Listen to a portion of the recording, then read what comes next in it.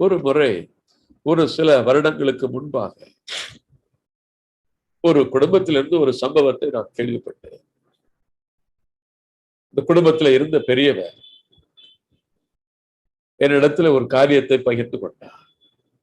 என்னுடைய குடும்பத்தில மட்டும் ஏன் இப்படி நடக்கிறது, என்னுடைய வீட்டில் மட்டும் ஏன் இப்படி நடக்கிறது என்று சொல்லி புலம்ப ஆரம்பித்தார். அவருடைய குடும்பத்திலே ஒரு வாலிப பெண் இருந்தாள்.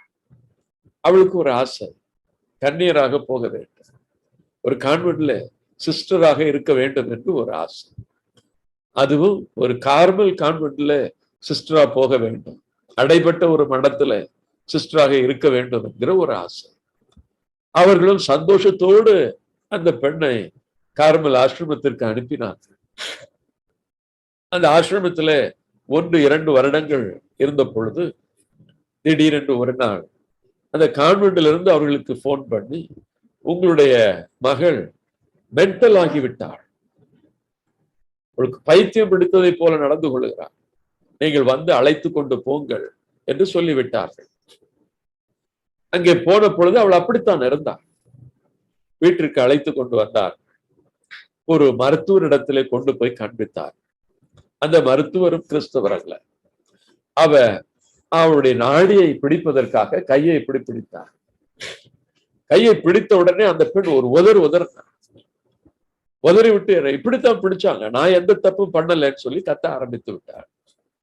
அவள் கத்தின உடனே அந்த மருத்துவர் சொன்னார், இந்த கான்வென்ட்ல ஏதோ தவறு நடந்திருக்கிறது, அதனாலேதான் இந்த பெண் இப்படி கத்துகிறாள் என்று அந்த மருத்துவர் சொல்லிவிட்டார்.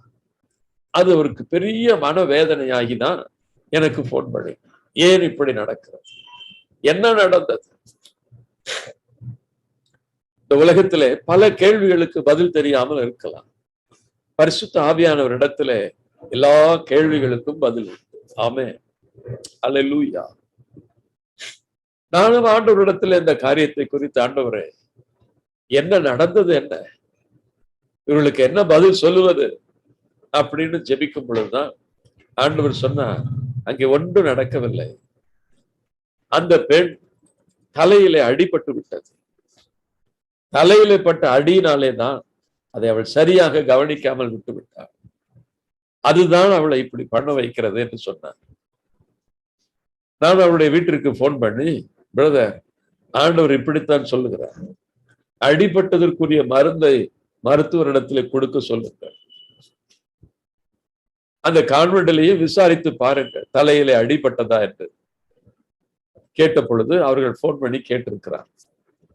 அப்பொழுது இந்த கான்வென்ட்டில் உள்ள மதர் சொன்னார்கள், அது உண்மைதான், சில நாட்களுக்கு முன்பாக அவள் வீட்டை பெருக்கி கொண்டிருந்த பொழுது திடீரென்று அவள் நிமிர்ந்திருக்கிறாள், ஜன்னல் திறந்திருந்த உடனே அந்த ஜன்னல் அப்படியே தலையில அடிபட்டு விட்டது, அது ஒன்றும் செய்யாததுனாலே அப்படியே விட்டு விட்டோம், அது இவ்வளவு மோசமாக என்று நாங்கள் நினைக்கவில்லை என்று சொன்னார்.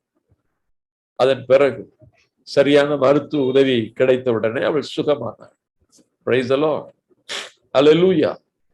பாருங்கள், இதனாலதான் தூய ஆவியானவர் நமக்கு தேவை. எல்லா தேவைகளிலும், எல்லா கேள்விகளிலும், எல்லா எதிர்பார்ப்புகளிலும் பரிசுத்த ஆவியானவர் நமக்கு உதவி செய்கிறார்.